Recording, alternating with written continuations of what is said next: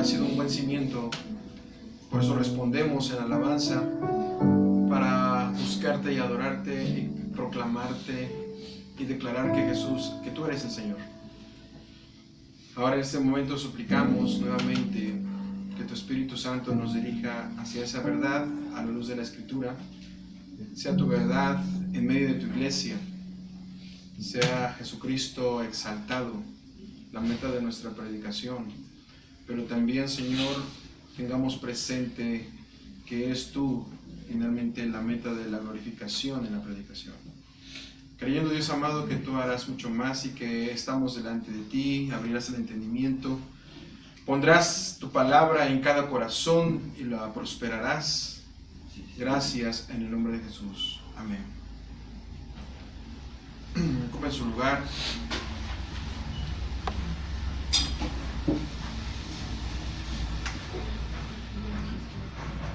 San Mateo capítulo 16, versículos 18, más bien versículo 18, nuevamente. Me acaba de llegar un aviso, el hermano Gerardo se siente un poco mal, pide que oremos por él. San Mateo 16, 18, dice así: y yo te digo que tú eres Pedro, y sobre esta roca edificaré mi iglesia, y las puertas del Hades no prevalecerán contra ella. Amén. La vez pasada veíamos que Jesucristo es la roca o el fundamento, y lo vimos diferente. Estudiamos el versículo primero en su contexto inmediato, luego estudiamos su gramática un poquito, y también lo vimos teológicamente. Todavía estamos en este versículo porque este versículo encierra grandes verdades. No digo que es uno de los versículos fundamentales, no, pero sí encierra grandes verdades. Y hoy precisamente en este versículo veremos, ya no tocaremos a Jesucristo como el fundamento porque ya lo tocamos la vez pasada, solamente hablaremos un poco de ello, pero veremos en esta ocasión el tema principal que tenemos en esta serie. Estamos conociendo a Jesús verdadero. Y en este caso, a Jesús verdadero lo vamos a ver como el fundamento de la iglesia, como el edificador de la iglesia, como el propietario de la iglesia y el preservador de la iglesia. ¿Sí?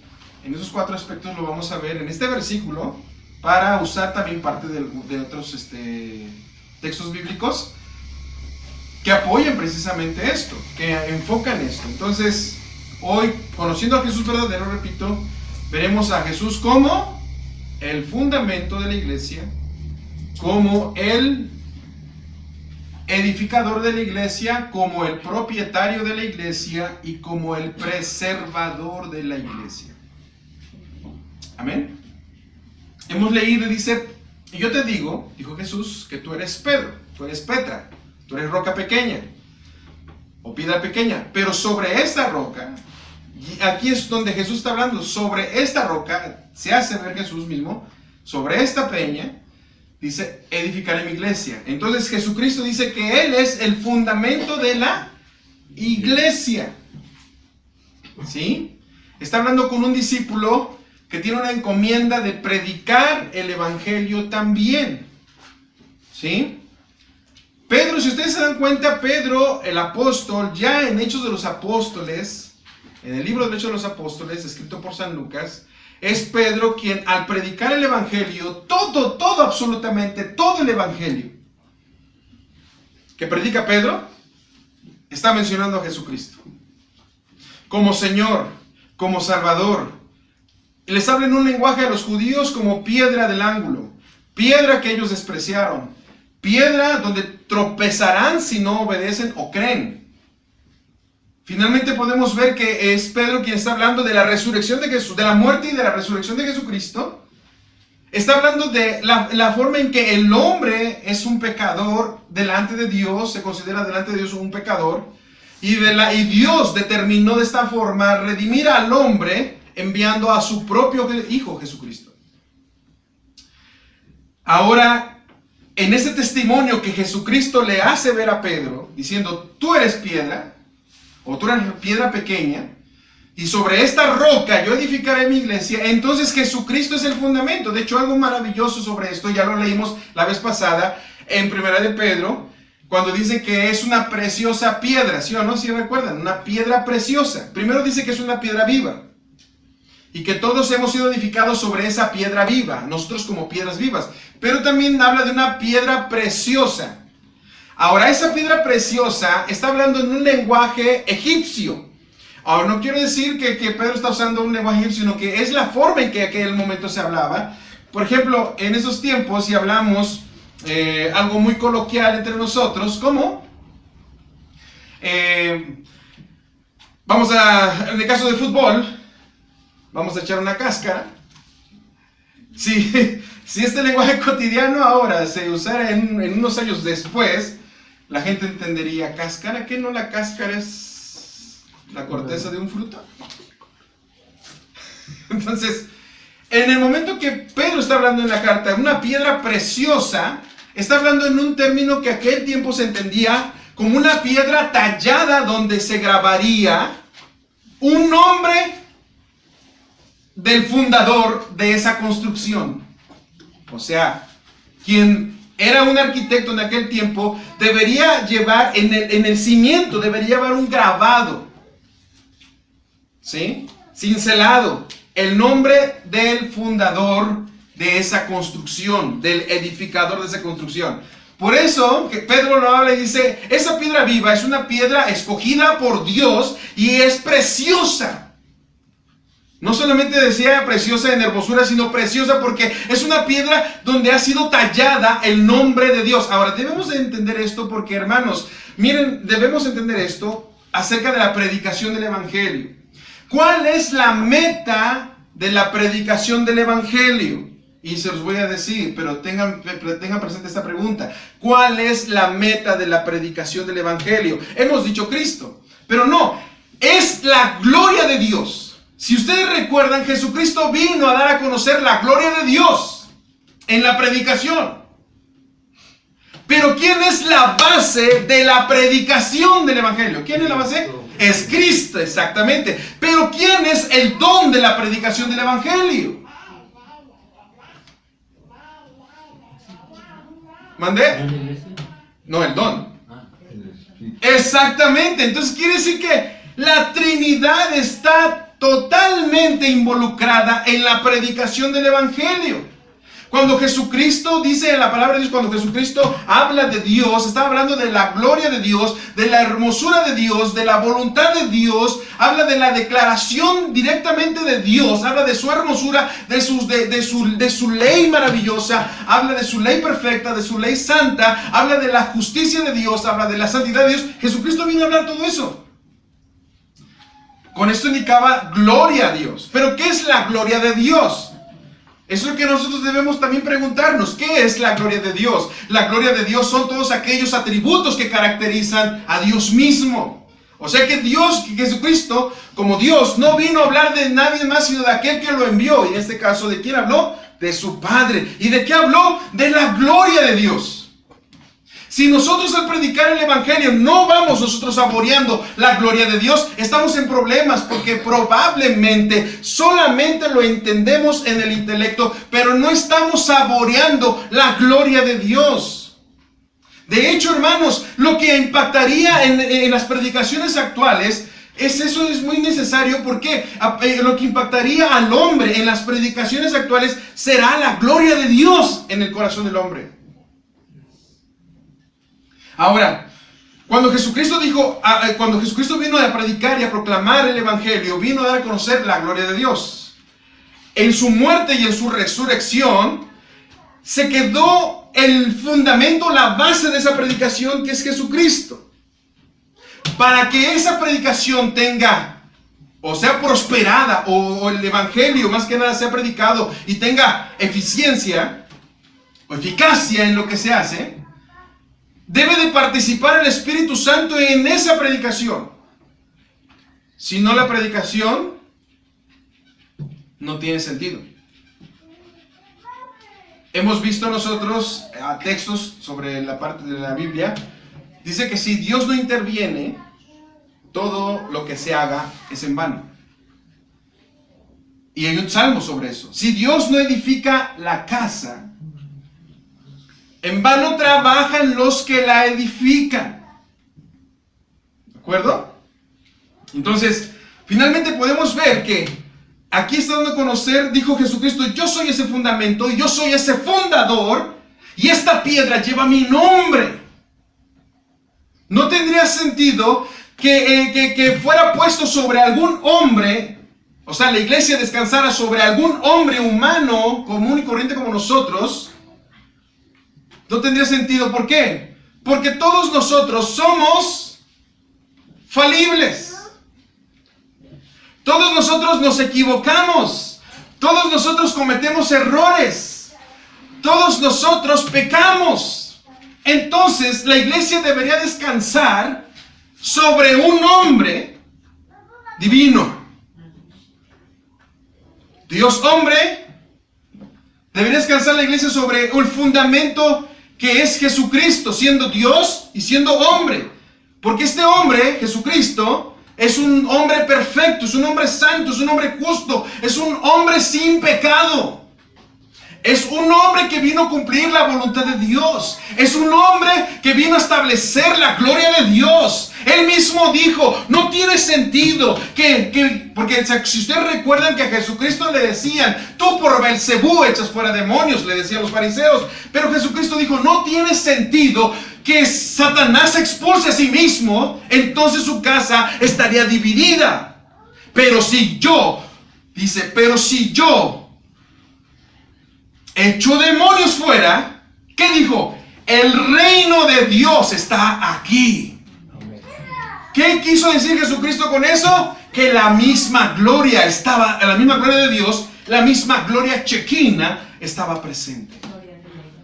Ahora, si ustedes recuerdan, en el tabernáculo, cuando fue inaugurado el tabernáculo, ¿descendió qué?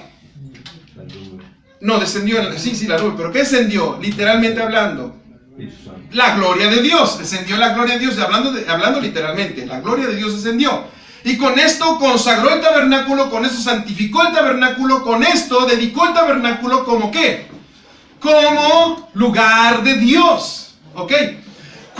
Oigan bien, ¿cómo esto tiene que ver con la iniciación de la iglesia en Hechos de los Apóstoles? Cuando la iglesia toma, en este caso es considerada como el cuerpo de Cristo y como el mismo Cristo, debo recordar que es la iglesia quien representa a Jesucristo, es como si fuera la embajada de Dios en esta tierra.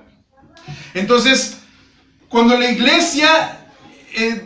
Jesucristo le dijo que iban a recibir la promesa de lo alto, el Espíritu Santo, y de ahí inmediatamente ustedes ven que el Espíritu Santo desciende sobre la iglesia y y en ese momento vuelve a hacer lo que hizo en el Antiguo Testamento al consagrar el tabernáculo. Entonces Dios determina a la iglesia, oigan bien, a la iglesia, no al edificio. Dios confirma en la iglesia nuevamente que Él habita en medio de su pueblo. ¿Con qué propósito? Con el propósito de que la misma iglesia se encargue de extender la gloria de Dios. Cuando la iglesia recibe el don de lenguas, y no fue una sola lengua, fueron muchas lenguas, porque dice la palabra de Dios que habían muchos, estaban judíos ahí y algunos prosélitos. En aquel momento, cuando escucharon que hablaron en lenguas, estamos hablando de idiomas que se conocen, pero esos idiomas no son por influencia humana. O sea, no es aprendido en alguna facultad o universidad o que algún maestro esté enseñando a aprender un idioma, no, sino que es un milagro divino que ocurrió en ese momento donde los mismos discípulos de Jesús, apóstoles, ellos mismos hablaron por una obra milagrosa y divina dentro del propósito de Dios. Hablaron del evangelio, hablaron de las maravillas de Dios. Y si ustedes quieren ver, ir conmigo ahí en Hechos de los Apóstoles capítulo 2, se darán cuenta qué es lo que ellos hablaron. Es que debemos entender esto. Capítulo 2 de Hechos de los Apóstoles.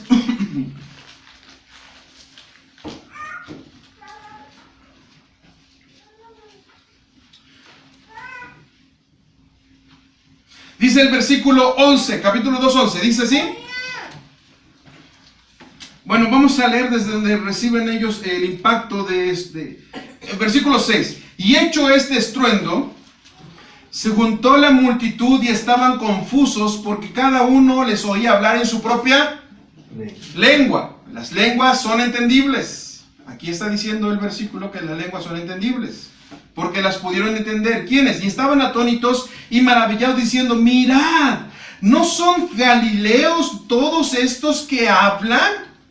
Ellos no podían entender cómo es que estos hombres, siendo judíos, podían hablar en la lengua natal de aquellos que estaban presentes. Sigue diciendo, oigan bien, ¿qué escucharon? ¿Qué fue lo que escucharon? Dice, ¿y cómo pues le oímos nosotros hablar en cada una de nuestras lenguas en las que hemos nacido? Y aquí está la confirmación de varias lenguas: partos, medos, elamitas y los que habitaban en Mesopotamia, en Judea, en Capadocia, en Ponto, en Asia, en Frigia, Panfilia, en Egipto y las regiones de África, más allá de Cirene, y romanos aquí residentes, tanto judíos como prosélitos, cretenses y árabes, les oímos hablar en nuestras lenguas las maravillas de Dios. ¿Qué oímos? ¿Qué oímos hablar? Esto se refiere a la gloria de Dios. Si Jesucristo no fuera el fundamento, la predicación no tiene sentido, hermanos. Si Jesucristo no es el fundamento y Jesucristo no es el fundador de la iglesia, no habría revelación. Y no habría don donde participe el mismo Dios. Oigan bien, no habría don para que Dios se revelara a sí mismo al hombre. Aquí es Dios revelándose, ¿a quién? Al hombre. ¿Usando qué? El Espíritu Santo. Es el Espíritu Santo quien está participando en esta predicación y donde está revelando las maravillas de Dios a los hombres. Si Cristo no fuera el fundamento, vana es nuestra predicación. ¿De acuerdo? Ahora, estamos hablando de Cristo como el fundador, ¿verdad? Fundamento. Ahora, preguntamos al respecto. ¿Jesucristo es piedra angular o piedra de tropiezo? Según lo que habla Primera de Pedro, capítulo 2, versículos 6 al 8. Veamos qué dice. Ya lo leímos la vez pasada, pero hay que hacernos una pregunta ahora. ¿Jesucristo es piedra angular o piedra de tropiezo? Obviamente la Biblia dice que son las dos cosas. Pero piensa esto, hermano, como iglesia del Señor. Piensa, para ti, ¿quién es Jesucristo? ¿Es piedra angular o piedra de tropiezo? Gracias a Dios está aquí nuestro hermano Gerardo, que estamos hoy pidiendo antes, hicimos la referencia de pedir una oración por él, pero bueno, ya está aquí con nosotros. Entonces, primera de Pedro capítulo 2 versículo 6, ¿él es piedra angular o piedra de tropiezo para la iglesia? Piensen nada más esto, hermanos, para usted como iglesia. ¿Es su piedra angular o su piedra de tropiezo? No. No. Exactamente. Eso aquí tiene que tener en cuenta la iglesia. Oiga bien lo que dice. Pedro dice, por lo cual también contiene las escrituras, he aquí yo pongo en Sión la principal piedra del ángulo. Ok, ¿qué era una piedra angular? Miren, esto lo vamos a ver también ahorita un poquito en Efesios. La piedra angular se establecía en una esquina. Ahora, no era solamente una piedra angular, pero sí se creía que la primera piedra que ponían en una esquina para colocar sobre esa piedra cimientos y construcción, debería llevar la grabación o lo grabado o un inscrito ahí llamado como fundador de esa construcción. Ahora, esa piedra debería estar muy bien hecha. Sus caras, sus aristas deberían estar perfectas. ¿Sí? Es más, esa piedra era considerada en la esquina donde partía, eso lo hablan en Isaías también, donde se ponía un cordel, donde esa piedra era depositada en la mera esquina, y hacia un extremo, hacia la izquierda y hacia el otro extremo norte, lo que conocen los albañiles como el famoso reventón. ¿Se han oído hablar acerca de eso? Al reventón, dice. ¿Qué quiere decir? Donde ponían una señal, una evidencia de que a partir de aquí hacia el extremo, si la arista de esta piedra está librando ese cordel, está considerada como perfecta esa línea. Y sobre esa ponían los demás, los cimientos, lo que continúa el cimiento. Entonces, después de esa piedra eran colocados esos cimientos para que fuera construida perfectamente, tanto a la izquierda, cuando se ponía en la esquina, aquí el centro, hacia la izquierda y hacia el norte. Entonces, se tenía esto de referencia a lo que se conoce ahora una escuadra. En Isaías habla de que el Señor pasaría plomada. Ahora, ¿el Señor dónde pasaría plomada? La plomada era también considerada como medidora de perfección, de arriba hacia abajo. Entonces, hasta el final de la construcción, se llegaba a poner esa misma piedra conocida como piedra del ángulo. Que tenía que ver con qué, con una piedra preciosa escogida finalmente ¿para qué? Para cerrar la construcción. Esa piedra caía sobre los demás ladrillos. La última piedra caía sobre los demás ladrillos, y estos ladrillos eran sometidos a presión, a compactarse y a hacer firme esa construcción. O sea que tanto la piedra de abajo, angular, como la última piedra preciosa escogida, también era depositada sobre la construcción para compactar la construcción y hacerla firme. Así se construía antes.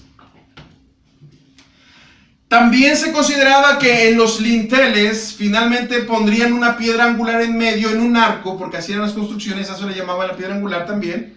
Porque esa piedra lo que hacía es meter a presión el arco y hacía que el arco no se viniera abajo, sino que ese arco se mantuviera firme. ¿Sí?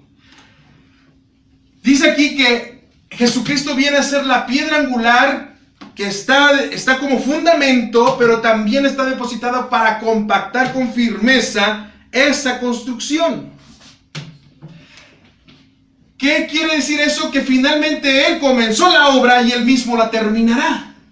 Amén. ¿Se dan cuenta? El que comenzó la obra en nosotros también la terminará. O sea, finalmente todo será perfecto en Él. Ahora, después de eso, también nos dice aquí más adelante, dice, aquí pongo piedra en Sion. ¿Por qué piedra en Sion? Hermano, eso tiene que ver con Abraham, pero no vamos a tocar el tema ahí. Eso tiene que ver con Abraham, porque si usted le pregunta a un judío en algún momento cuál es la piedra del fundamento, y le va a decir, la piedra del fundamento está en Jerusalén, donde estaba construido el templo, porque ahí quería Abraham sacrificar a su hijo. Ellos entienden que eso es el fundamento. Ahora, dice aquí, pongo en Sion la principal piedra del ángulo, escogida preciosa. Dice, y el que creyere no será avergonzado. Ok. Dice, para vosotros, Pedro habla, dice a la iglesia, para vosotros pues, los que creéis, ¿se dan cuenta? La iglesia, los que creéis, Él es precioso. No está hablando de que Él es hermoso en belleza física, no, está hablando de que finalmente lo que Él ha hecho por nosotros y en nosotros es hermoso y precioso. La fe de nosotros es preciosa en Él. Nuestra fe descansa en Él. Maravilloso es Dios, quien tuvo un plan eterno antes de la fundación del mundo. ¿Para qué? en el cual nosotros formamos parte de ese plan donde Él quiso y a Él le plació escogernos, llamarnos, redimirnos. A Él sea la gloria. Amén. Por eso es que en la predicación no nos debemos de cansar de decirle a Él sea la gloria.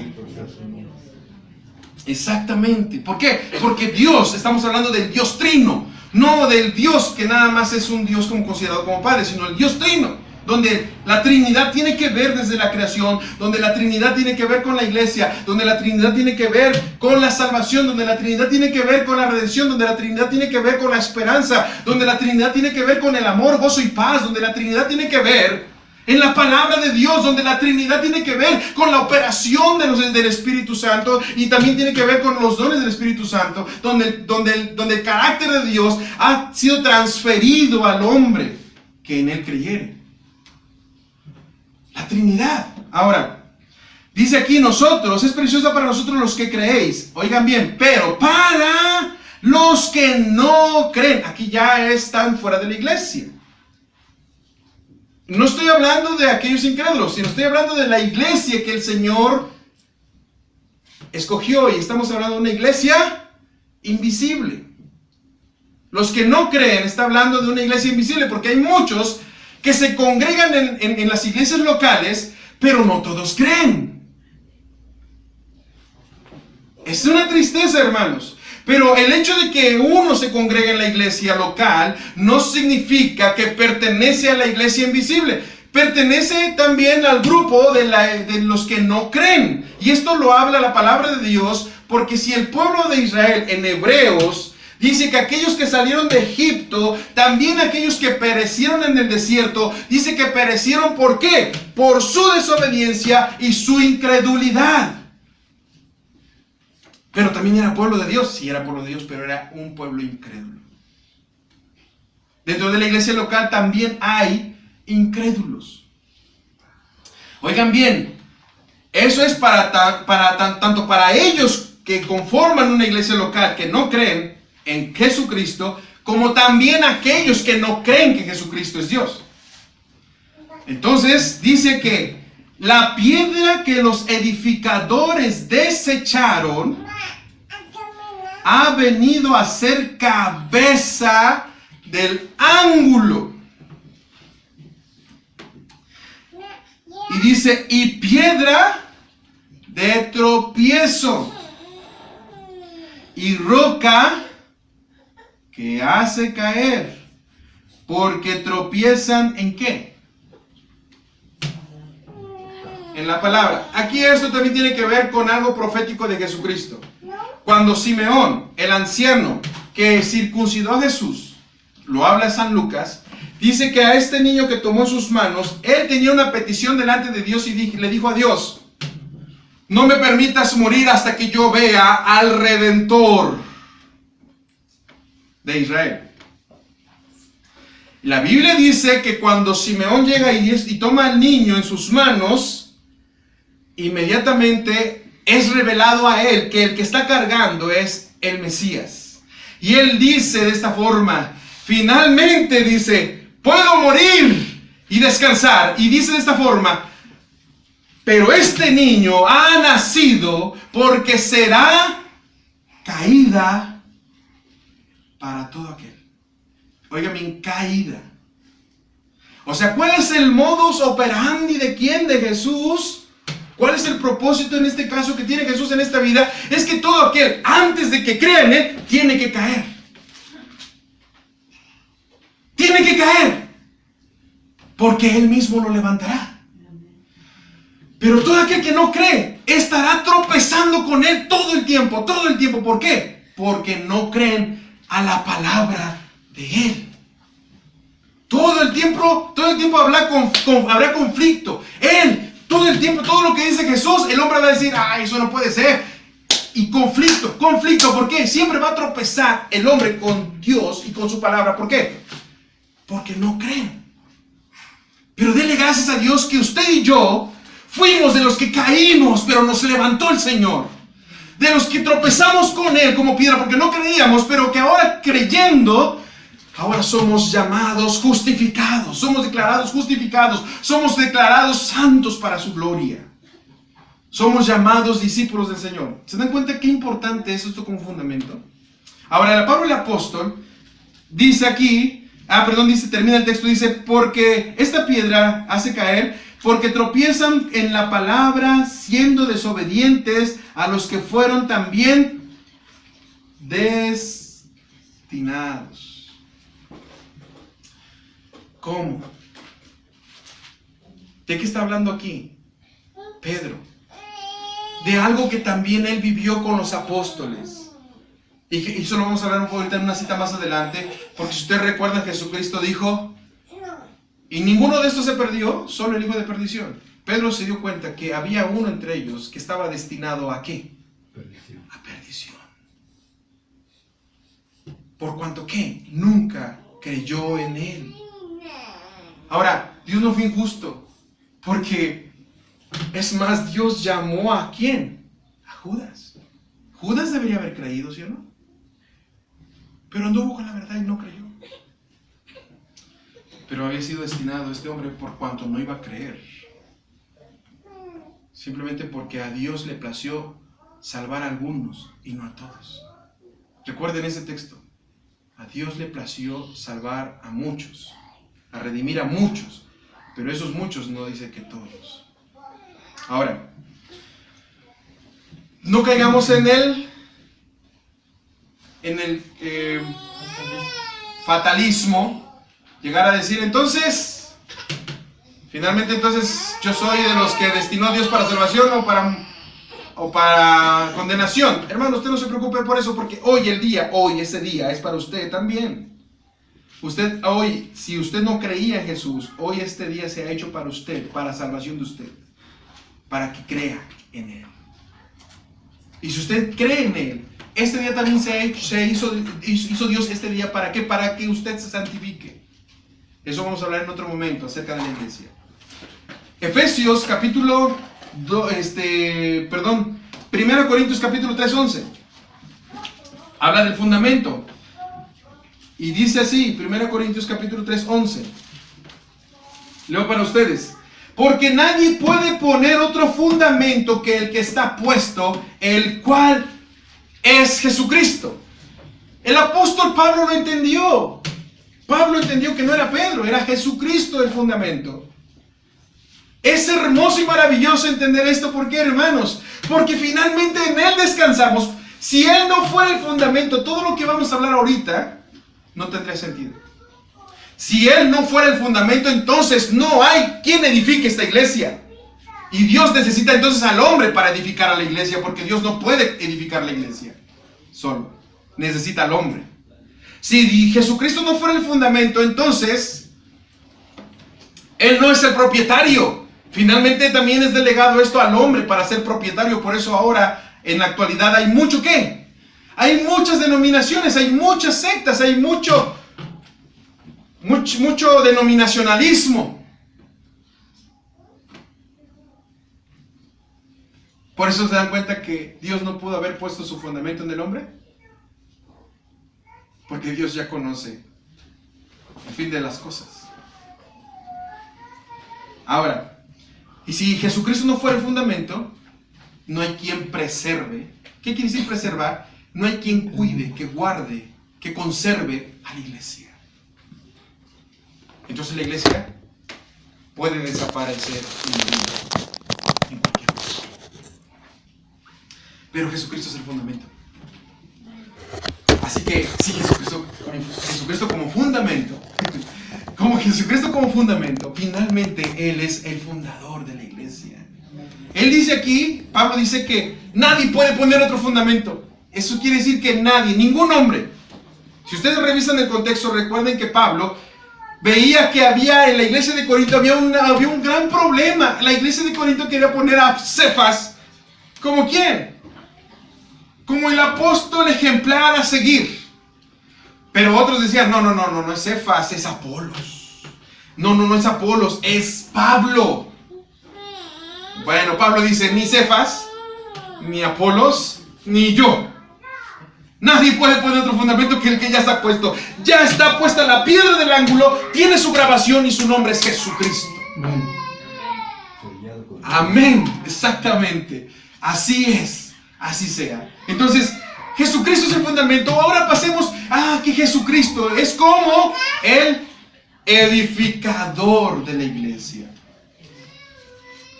Jesucristo es el edificador de la iglesia. Y vamos a ver otra cita bíblica ahí en Efesios capítulo 2, versículo 20 al 22.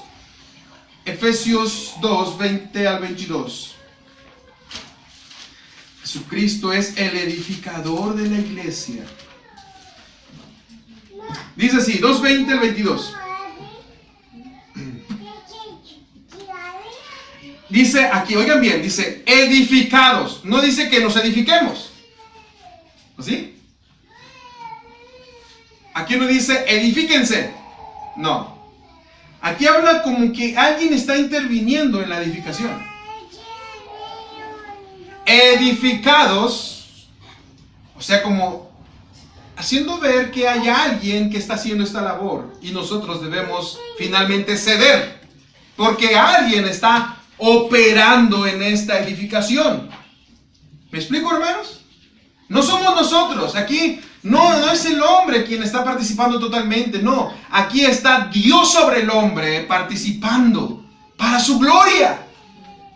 Veamos eso, es para la gloria de Dios. Dice, edificados sobre el fundamento de los apóstoles y profetas. ¿Por qué habla esto? Fundamento de los apóstoles y los profetas. Bueno, recuerden que cuando lo vimos en una enseñanza, los domingos pasados, veíamos que cada vez que interpretemos la Biblia, se recomienda ver la cruz de Cristo. Si estamos viendo el Antiguo Testamento, finalmente tenemos que ver hacia la cruz. ¿De acuerdo? Entonces, si estamos viendo las cartas, no se nos olvide regresar y mirar a ver hacia la cruz. O sea que todo tiene que ver ¿con quién? Con Cristo Jesús. Así que cualquier cosa que usted quiera interpretar en la Biblia, sea en los libros de la ley, o Moisés, o los libros históricos o proféticos, usted lo debe ver enfocado siempre. Después de lo que lee, vamos a observar la cruz de Cristo. Dice aquí que el fundamento fue puesto, ¿sí o no? Aquí está hablando de la piedra fundamental. ¿A dónde se dirigen los reventones de los albañiles? ¿Hacia el Antiguo Testamento?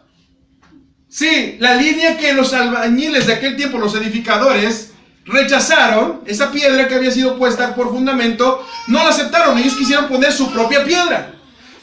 Pero el Antiguo Testamento estaba diseñado que ese reventón que se deja ver en la creación tiene que ver con el sacrificio de Cristo. O sea que la base es el sacrificio de Cristo y la resurrección de Cristo es Cristo mismo.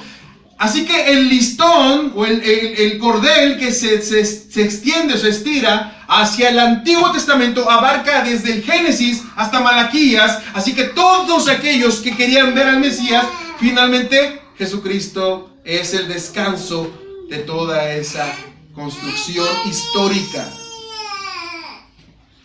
y profética. En él descansó la justicia de Dios. ¿Lo vieron? En él está la santidad de Dios. En él está la máxima expresión de ¿quién? De Dios mismo, en Cristo Jesús. Todo el Antiguo Testamento.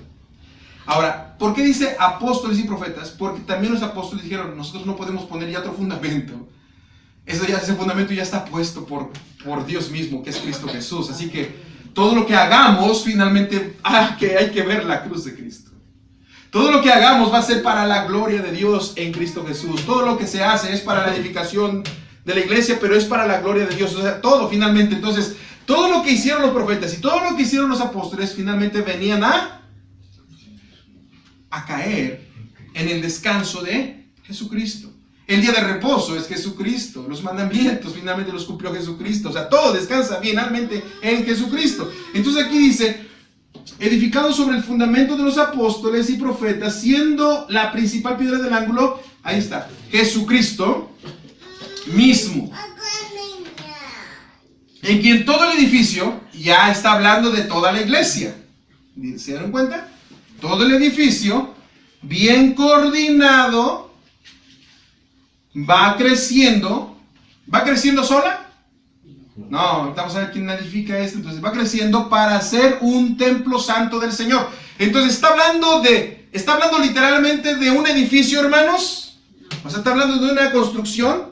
No, se está refiriendo a la misma iglesia que está siendo edificada y va creciendo para ser un templo santo de Dios.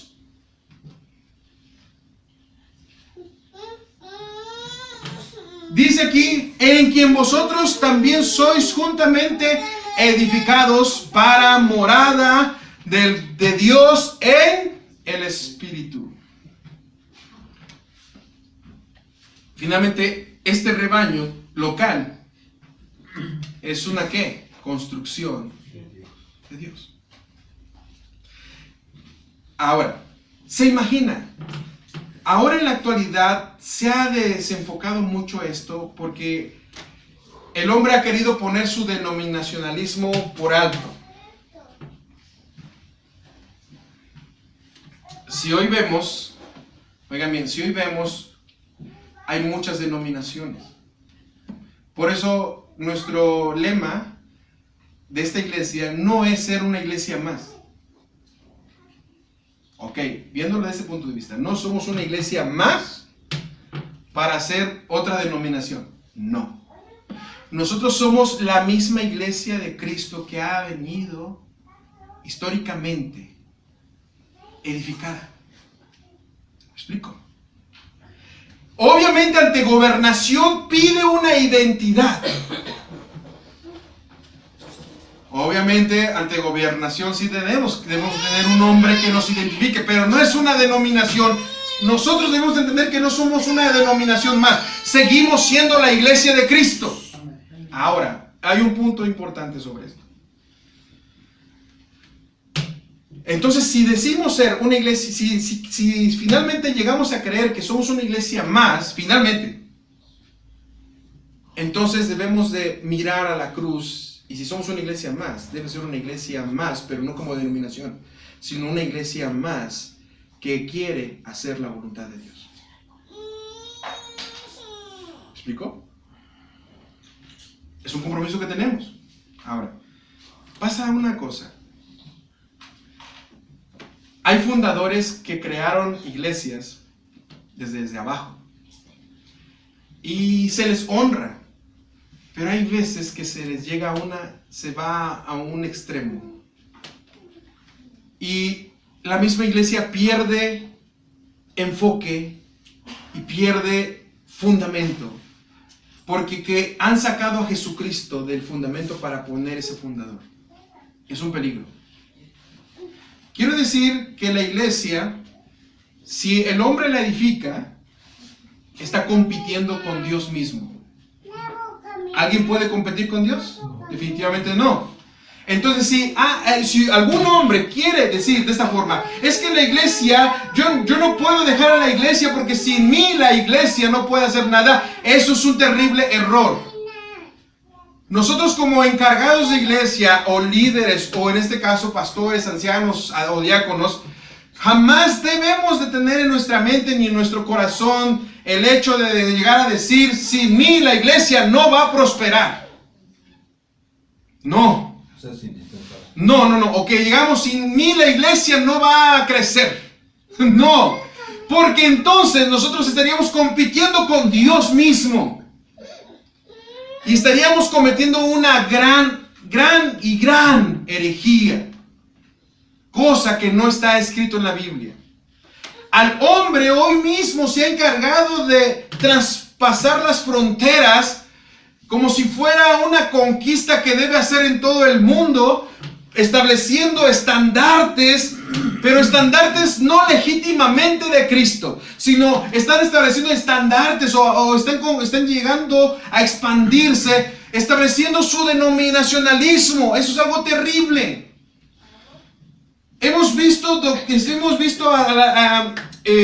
Escuchado las noticias, escuchado noticias donde se ha visto en la actualidad, donde muchas sectas se han expandido.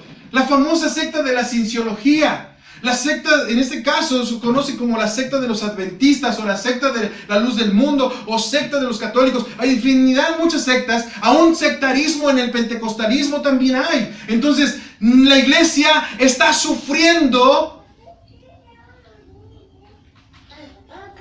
¿Por qué está sufriendo la iglesia? La iglesia está sufriendo, primero que nada deben recordar, está sufriendo porque no amaron la verdad. Amaron la verdad de los hombres, no amaron la verdad de Dios. Amaron la verdad y los mandamientos de los hombres. La iglesia no amó la verdad. Por eso Dios permitió y permite esto. Ahora, si Jesús es el edificador de la iglesia, Dios está interviniendo en esto. Dios siempre está guardando un remanente. En toda la historia, Dios ha guardado un remanente especial. En el Antiguo Testamento, Dios guardó un remanente. Desde que nació los hijos de Caín. Los hijos de Adán. Que Caín, Abel y Set. Cuando Abel muere, Dios guardó un remanente y provee de otro hijo, y es en Set quien continúa la dinastía. ¿Se dan cuenta? Dios siempre ha operado a favor de su pueblo y siempre ha conservado y ha preservado su pueblo. Siempre lo ha guardado. ¿Por qué? Porque es Dios quien edifica. Dice que aquí nadie puede poner otro fundamento, exacto, pero ahora nosotros hemos sido edificados, ¿en quién? En Jesucristo. Llegar a decir, sin mí la iglesia no avanza, y aún como feligrés también, hermanos, sin mí la iglesia no avanza, sin mí la iglesia no es, entonces significa que usted está compitiendo con Dios. Y es más, Dios no compite con el hombre. Jamás. Jamás. Es el hombre quien cree competir con Dios. Pero Dios jamás ha competido con el hombre. Ni competirá. Ni competirá.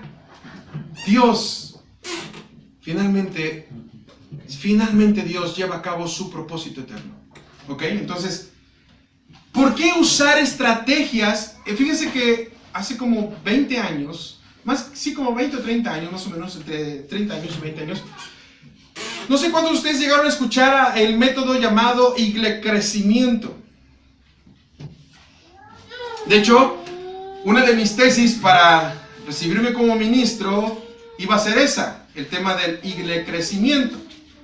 ¿Y qué es el iglecrecimiento? Bueno, en aquel tiempo estaba yo impregnado de cómo hacer crecer la iglesia, hermanos.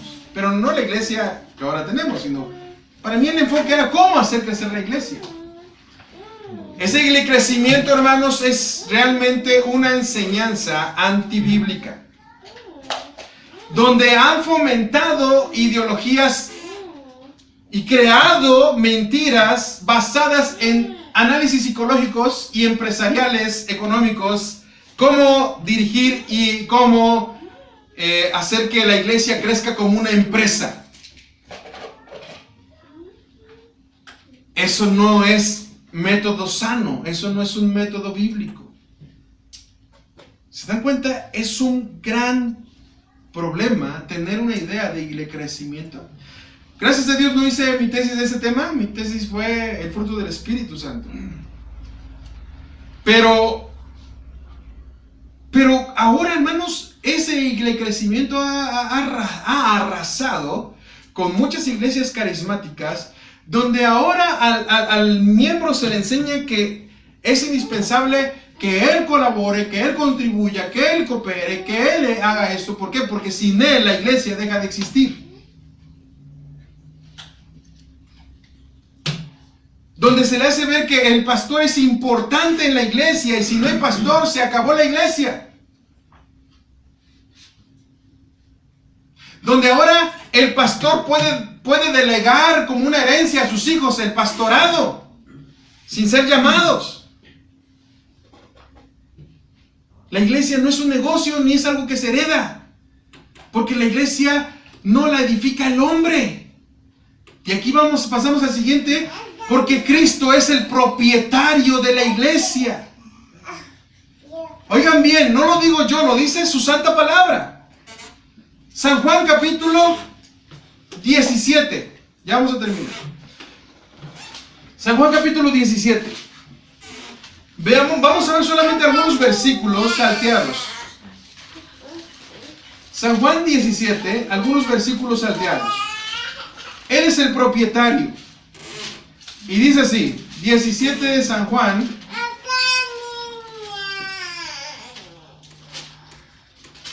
San Juan 17. Dice así.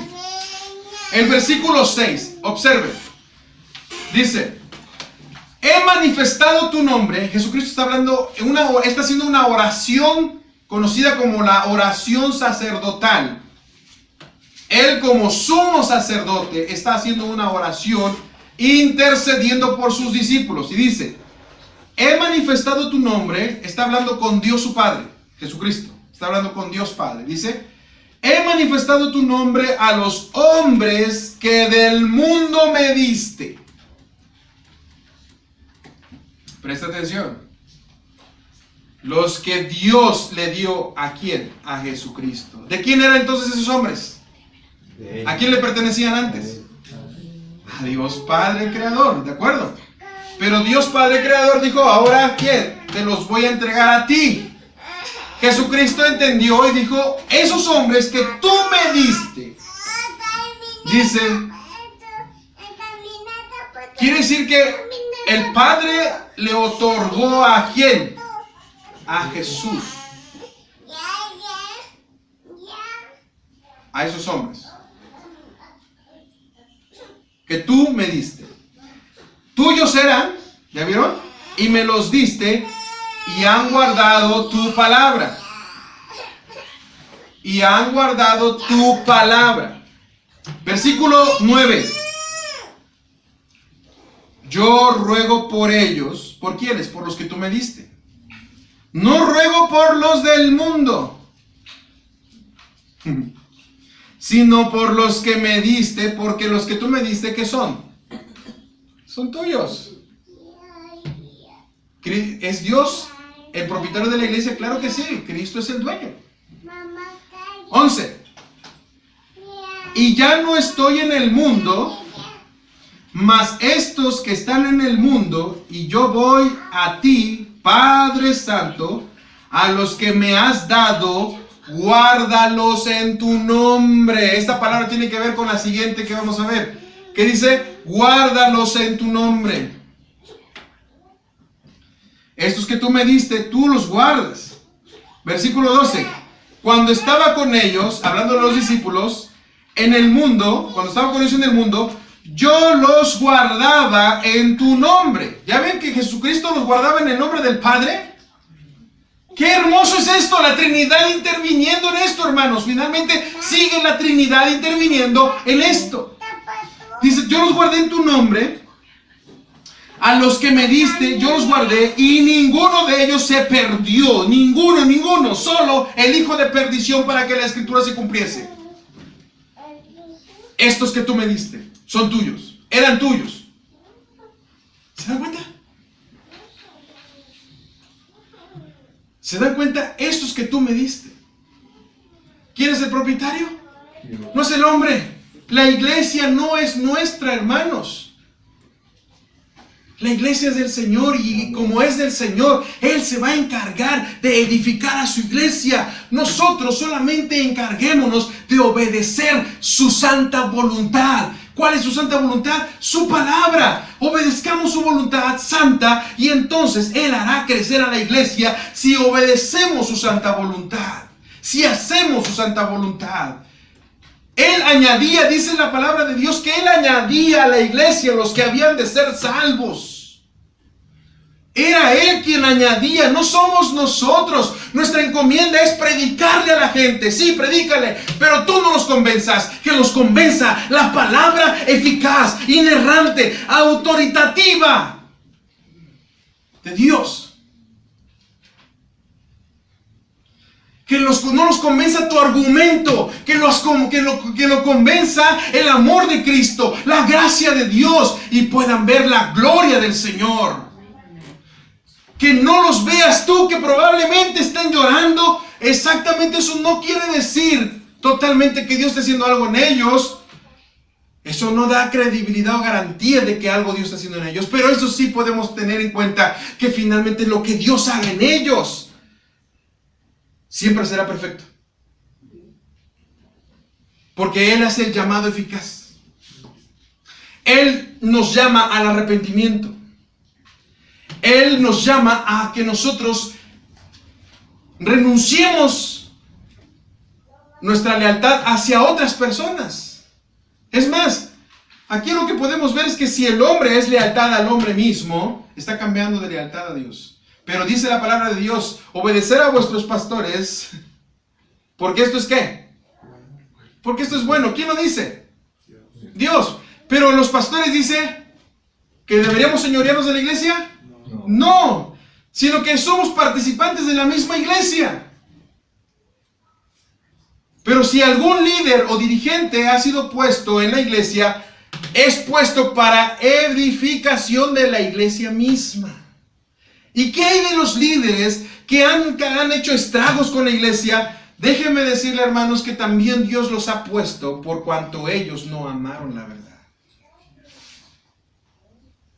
Tuve una conversación con una persona y me llegó a decir, no voy a contar todo el testimonio, pero una persona, hablé con ella y me decía, ¿y qué hago?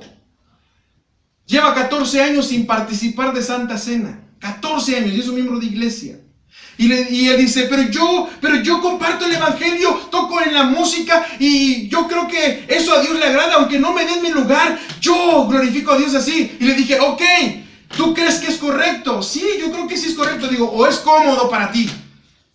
Se quedó pensando, ¿cómo? ¿Es correcto lo que tú haces o es cómodo para ti? No, pues yo digo que es correcto porque yo estoy haciendo lo que el Señor me dice en su palabra, predicar el evangelio a través de la música. Ok, está bien. Pero vamos al principio bíblico, ¿te parece? ¿Qué dice Hechos de los Apóstoles 2:42? Y me dijo, ¿qué dice? No, dímelo tú. Y lo lee y dice, y perseveraban en la doctrina de los apóstoles, en la comunión, en el partimiento del pan y en las oraciones. Y dime, ¿tú en qué perseveras de esos puntos doctrinales básicos de la iglesia? Se quedó pensando y dice, pero que si no me dejan, entonces ¿qué dice la palabra de Dios? Salid, pueblo mío, de en medio de ella. Si hay personas que se enseñorean de la iglesia, ¿qué debes hacer? Salir de en medio de esas iglesias que son enseñoreadas. ¿Estás ahí por qué? ¿Estás ahí por comodidad o por el cumplimiento de su palabra? Dijo, ya cambió la cosa. Pero es más difícil ahora para mí. ¿Sabes por qué es difícil? Porque estabas cómodo. Mas Dios hoy preparó la palabra para que te dijera la verdad y finalmente te desafiara la verdad. ¿Qué tienes que hacer con una iglesia que te ha reprimido por 14 años, que no te ha dado tu lugar? 14 años, ¿solamente por qué? Porque no puedes. Y dijeron que eres un caso perdido. Pero ¿cómo puedes servir tú a Dios? Me explicaba él que él apoya en las ventas, apoya en esto, apoya en aquello, apoya en la música, lo ponen a tocar en la iglesia a veces a escondidas. Digo, ¿no creen que te están dando una vida cómoda? No suena lógico. Pero dice la palabra de Dios, salid pueblo mío, ¿de en medio de qué? De ella. Es el remanente que Dios quiere sacar de la iglesia. De las iglesias corruptas, del sistema religioso, de iglesias que dependen de hombres, de iglesias que ponen el fundamento sobre los hombres y no en Cristo.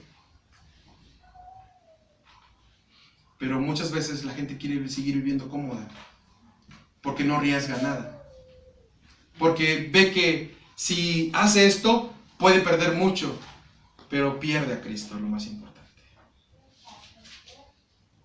¿Se da cuenta, hermanos? ¿Se da cuenta por qué es importante que si Cristo es el fundamento, Él es el que edifica, Él es el propietario? Finalmente respondemos al dueño que pide. Respondemos al dueño que pide. Y veamos por último esta cita bíblica. San Juan capítulo 5. Esto va a unir la última. Primera de Juan capítulo 5. Con esto terminamos. Puede pasar, hermano Suriel. Primera de Juan capítulo 5. Es una tristeza, hermanos, que también negocié en la membresía, Me llegaba a decir tristemente este hombre, si no daba una cooperación de 10,000 pesos, todos los que son miembros de iglesia, a cierto lugar, van a perder su lugar, dicen, pierden su lugar de miembros.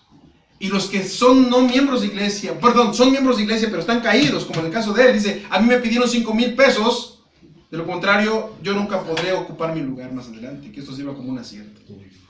¿Se dan cuenta? Yo le dije, entonces te están vendiendo la gracia de Dios como lo hizo Judas. Judas vendió a la gracia de Cristo. ¿Cómo? Lo traicionó por 30 monedas de plata. La gracia no se vende. La gracia de Dios se otorga. ¿Se dan cuenta? Primera de Juan capítulo 5 dice así. 1 al 5 dice así. Y todo aquel que cree que Jesús es el Cristo... Oigan bien, que cree, no que entiende, porque no dice aquí que entiende primero. Todo aquel que cree que Jesucristo es el Mesías, y que esa persona, dice, es nacido de Dios, y todo aquel que ama al que engendró, ama también al que ha sido engendrado por él. En esto conocemos, oigan bien, primero es creer y luego conocer. ¿Ya vieron? En esto conocemos que amamos a los hijos de Dios cuando amamos a Dios y guardamos sus mandamientos. Ya el que cree es hijo de Dios, por lo tanto entiende, y como entiende, ama. Oigan bien lo que dice el versículo 3. Porque este es el amor de Dios, que guardemos sus mandamientos, y sus mandamientos no son difíciles de cumplir. Es lo que quiere decir gravosos. Para el que cree no es difícil obedecer a Dios, hermanos. Pero en muchas ocasiones se vuelve difícil por su pecado.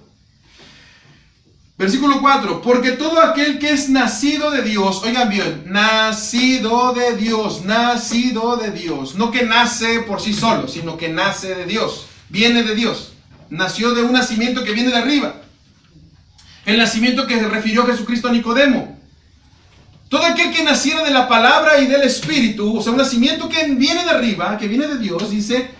Este es el que vence al mundo. Y esta es la victoria que ha vencido al mundo, nuestra fe. En este mundo, Dios no nos garantizó absolutamente que nosotros no sufriríamos. La iglesia iba a sufrir. El texto base que dice, que ocupamos desde San Mateo 16, 18. Porque dice que es sobre esta roca yo edificaré. Dice, esta roca, Jesucristo dice, yo edificaré. Y dice, mi iglesia como propiedad. Ahora dice, ¿y las puertas de qué?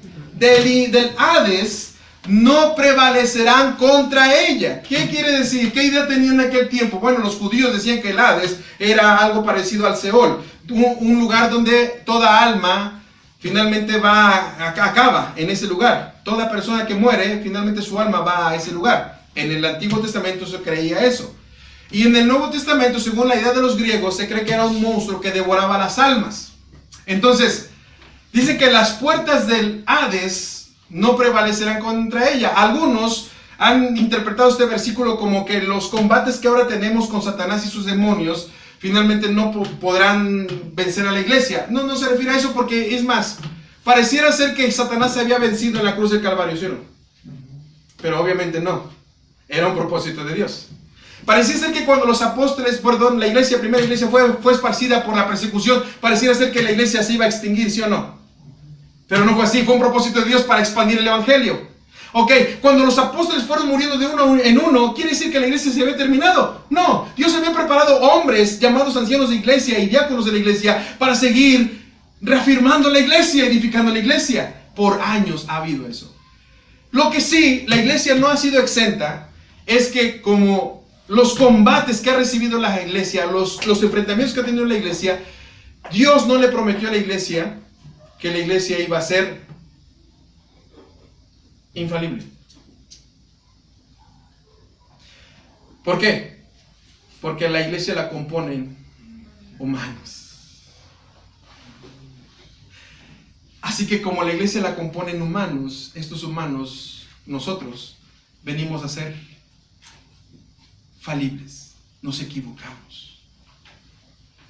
Pero gracias a Dios que no ha sido puesta esta iglesia, ni la iglesia del Señor ha sido puesta sobre algún hombre, sino sobre la máxima figura que representa a Jesucristo, en el cual descansa nuestra salvación, en el cual descansa nuestra comunión, en el cual descansa nuestra santificación, en el cual descansa nuestra esperanza, en el cual descansa la preparación para la segunda venida de Cristo, en el cual descansa nuestro corazón en la oración, en el cual descansa nuestra oración en los momentos de prueba, en el cual descansa finalmente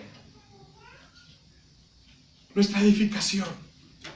Es en Cristo, hermanos. ¿Por qué? Porque esto es lo que vence al mundo, nuestra fe. En el mundo tendréis aflicción, mas yo he vencido al mundo, dijo Jesucristo. Y si Jesucristo es nuestro Señor, nuestra fe en Él vence este mundo. Dice, ¿quién es el que vence al mundo? Sino aquel que cree que Jesús es el Hijo de Dios. Y si usted recuerda Apocalipsis, no lo vamos a tocar, pero vamos a hacer nada más una referencia a ello. Cuando oímos la carta a las iglesias, ¿sí recuerdan? Les invito a estar de pie.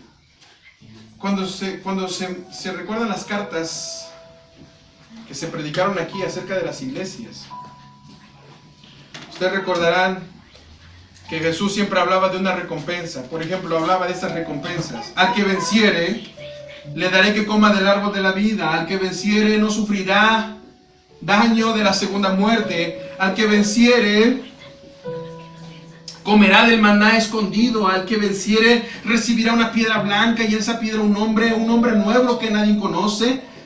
Al que venciere,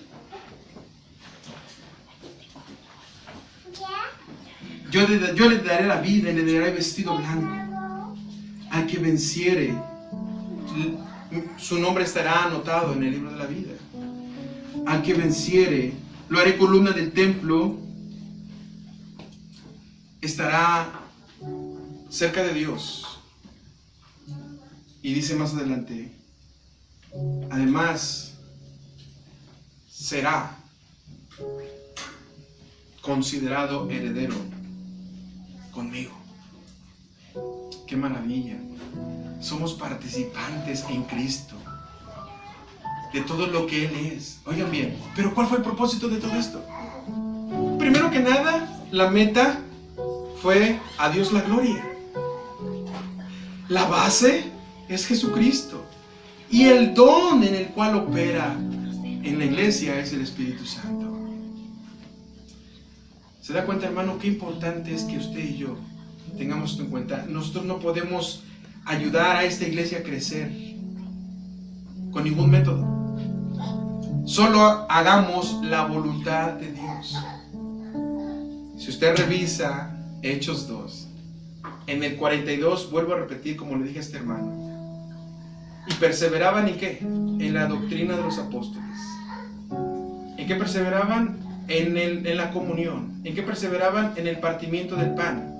¿En qué perseveraban? En las oraciones. Haciendo esto, hermanos, el último versículo de ese capítulo dice: y el Señor añadía a su iglesia los que habían de ser salvos. ¿Quién añadía a la iglesia? ¿Los feligreses? ¿El método? No. Sino que aquella iglesia fue confiable para seguir añadiendo.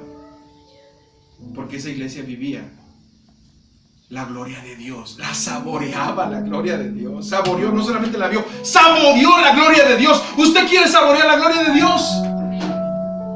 Yo no solamente le invito a ver la gloria, sino que si ya la vio, aprenda a saborear la gloria de Dios en cada predicación. Saboree la gloria de Dios en cada estudio bíblico. Saboree la gloria de Dios en cada lectura que usted hace. Saboree la gloria de Dios al predicar el evangelio. Vea cuánto las personas necesitan de Dios mismo. Saboree la gloria de Dios al predicar a sus familiares, a sus amigos, a sus vecinos. Saboree la gloria de Dios. En usted no descansa si esta persona responde o no. Descansa en el Señor. Descansa en el Señor.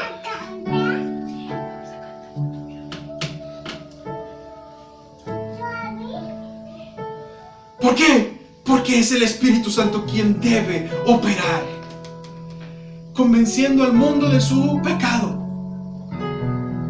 Y a los que ya creen, confirmando el don de credibilidad para santificación y comunión, estableciéndolos como iglesia obedientes, que si fallan y pecan en algún momento, pueden ir con toda confianza al trono de la gracia, porque Jesucristo está como sumo sacerdote, intercediendo por usted y por mí, presentándose aún él mismo como una ofrenda agradable delante de Dios, el cual ahora puede justificarnos.